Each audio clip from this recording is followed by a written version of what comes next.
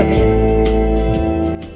இன்றைக்கி நாம் உடம்பை இரும்பாக்கக்கூடிய கால்சியம் நிறைந்த ராகிக்களி நம்ம செய்ய போகிறோம். வாங்க இதுக்கு தேவையான பொருளை பார்க்கலாம். 200 கிராம் டம்ளர் இது. அதில் 1 டம்ளர் ராகி மாவு எடுத்துக்கிறோம். பாதி டம்ளர் 200 கிராம் டம்ளர் பாதி டம்ளரில் பச்சரிசி குருணையை எடுத்துக்கிறோம்.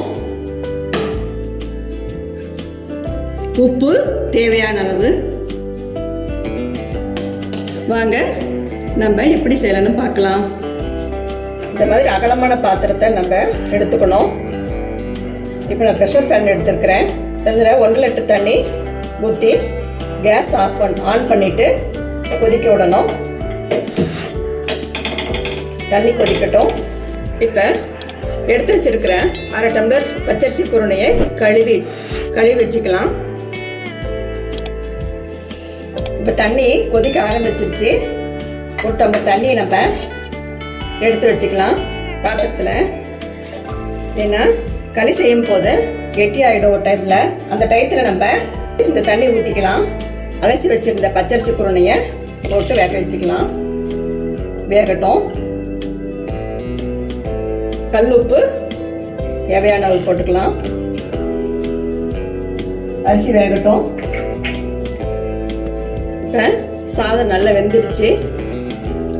நம்ம ஏன் குருணை போடுறோம்னா முழு அரிசி போட்டோம்னா அது வந்து சாதம் முழுசாக தெரியும். குருணையாக போட்டோம்னா கொஞ்சம் அது களியோடு சேர்ந்து இன்னும் டேஸ்ட் கொடுக்கும். அதனால தான் நம்ம குருணை அரிசி நம்ம எடுத்துக்கிறோம்.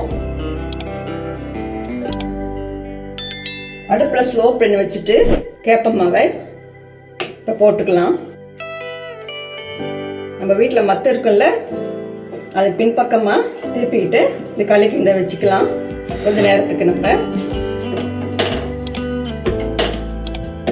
இப்போ 1 நிமிஷம் இப்படியே இருக்கட்டும். அடி பிடிக்காது. மாவு அதோட கொஞ்சம் வேகட்டும். இப்போ கொதிச்சுட்டு வருது. சின்ன கட்டி ஆகிட்டு வருதுன்னா இப்போ மத்து வச்சுட்டு நம்ம மரக்கரண்டி எடுத்து நம்ம கிண்டலாம்.